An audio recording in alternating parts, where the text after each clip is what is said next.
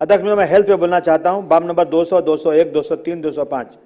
अध्यक्ष महोदय, एक लेडी थी फहीमुद्दीन अंसारी, सुषमा स्वराज अस्पताल में भांडुप में उसका इलाज हुआ। वहां से तिलक हॉस्पिटल गई, इलाज हुआ उसके दौरान बच्चा भी मर गया, वो लेडी भी इंतकाल हो गया। बच्चा और दोनों मर गए। 2 माह तक इलाज का पेपर मांगते रहे, लेकिन दिया नहीं इन लोगों ने पेपर। हाई कोर्ट्स में से जाकर फिर ऑर्डर हुआ तो पेपर दिया। जो ये लोग जो मेडिकल की गाइडलाइंस है उसके मुताबिक काम नहीं कर रहे हैं। 72 घंटे में ये जाना चाहिए ऑर्डर की 72 आवर्स में अगर कोई पेशेंट कागज मांगता है तो उसको कागज मिलना ही चाहिए। अध्यक्ष महोदय, कुर्ला में भाभा अस्पताल में सहूलत बिल्कुल नहीं है। अभी जो बस कुर्ला में बीएसटी का जो बड़ा हादसा हुआ, बाबा नगर में जो लोग गए वहां कोई सुविधा ही नहीं है। वहां लोगों ने थोड़ा बहुत उनको मरहम पट्टी करके कहीं प्राइवेट अस्पताल में जाना पड़ा उनको, या साइन हॉस्पिटल में जाना पड़ा। बिल्कुल वहां पे कोई सुविधा नहीं है। जो है सीटी स्कैन की मशीन खराब पड़ी है, सबको बाहर भेज दिया जाता है। अध्यक्ष महोदय, जो छोटे छोटे ये अस्पताल खुले हुए हैं अपने हम लोग एरिया में, ब्लड यूरिन की जांच बिल्कुल नहीं हो रही है, बाहर भेजा जा रहा है। इतनी बड़ी आबादी के इलाके में अध्यक्ष महोदय ब्लड यूरिन के लिए बाहर भेजा जाता है, वहाँ नहीं होता है। पोस्टमार्टम के लिए साइन अस्पताल जाना पड़ता है या राजावाड़ी अस्पताल जाना पड़ता है। सिवाय सर्दी बुखार के इन मरीजों को कोई दवा वहां से मिलती नहीं है। अध्यक्ष महोदय, सबको बाहर भेजते हैं। नायर अस्पताल इतना बड़ा हॉस्पिटल है अध्यक्ष महोदय, एमआरआई मशीन बंद पड़ी है। अब जो कोई जा रहा है उसको हो ही नहीं रहा, उसको बाहर जाना पड़ता है। गरीबों की हालत खराब है। महानगर पालिका अस्पताल में दवाओं की बहुत मुश्किल है। लोगों को पर्ची पकड़ा दी जाती है, गरीबों को जाओ बाहर से दवा लेकर आओ। इस पर कुछ न कुछ सरकार को तुरंत एक्शन लेना चाहिए और दवाएं पूरा मिलना चाहिए।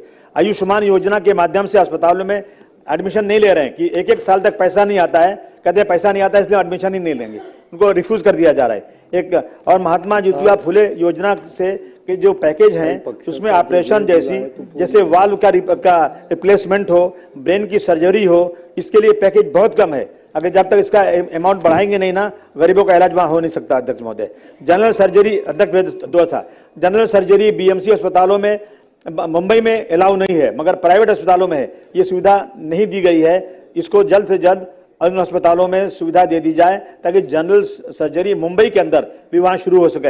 एचबीटी अस्पताल जो सरकार ने शुरू किया है उससे मरीजों को बहुत फायदा है, लेकिन ब्लड टेस्ट नहीं हो रहा है। लैब को पेमेंट नहीं किया इसलिए उन्होंने ब्लड टेस्ट रोक दिया।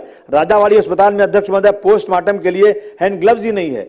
एक ही पोस्टमार्टम के लिए वही हैंड ग्लव दूसरे मरीजों के लिए भी पोस्टमार्टम में इस्तेमाल करना पड़ता है। वो लोग किसी से कह रहे हैं हमको आप लोग जरा कुछ ट्रस्ट की तरफ से हैंड ग्लव दिला दो, ये बहुत गलत हो रहा है। उसके पे वहां पे उनको मिलना चाहिए। अध्यक्ष महोदय, शताब्दी अस्पताल हमारा मैटरनिटी ऑपरेशन के वक्त अध्यक्ष महोदय एनेस्थीसिया का डॉक्टर एक मिनट सर, एनेस्थीसिया का डॉक्टर नहीं है सर। मरीजों को, लेडीज लोगों को जो ऑपरेशन करना है तो उनको अस्पताल शिफ्ट कर दिया जाता है, उसमें मौत हो जाती है उनकी। वहां एनेस्थीसिया का डॉक्टर होना बहुत जरूरी है। अध्यक्ष महोदय, डॉक्टरों का वहां रहना जरूरी। शिवाजी नगर मैटरनिटी होम, एक लास्ट है अध्यक्ष महोदय, मैटरनिटी होम में 7 माले का अस्पताल बहुत अच्छा बन चुका है।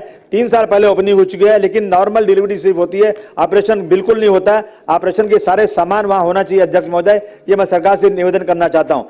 बीएमसी अस्पतालों में जो पेपर के लिए एक लाइन लगनी पड़ती है, बहुत लंबी लाइन लगती है पेपर बनाने के लिए, फिर डॉक्टर को दिखाने के लिए लंबी लाइन लगती है, उसके बाद दवा लेने के लिए लंबी लाइन लगती है। पूरा दिन मरीजों का चला जाता है। अध्यक्ष महोदय, दिल्ली में दवाओं के एटीएम है, पर्चा डालो दवा निकल आती है। ये सुविधा मुंबई में शुरू होना चाहिए। अध्यक्ष महोदय, हमेशा ये शिकायत आती है कि अस्पतालों में अध्यक्ष महोदय मरीजों को बाहर से दवा लानी पड़ती है और रुकना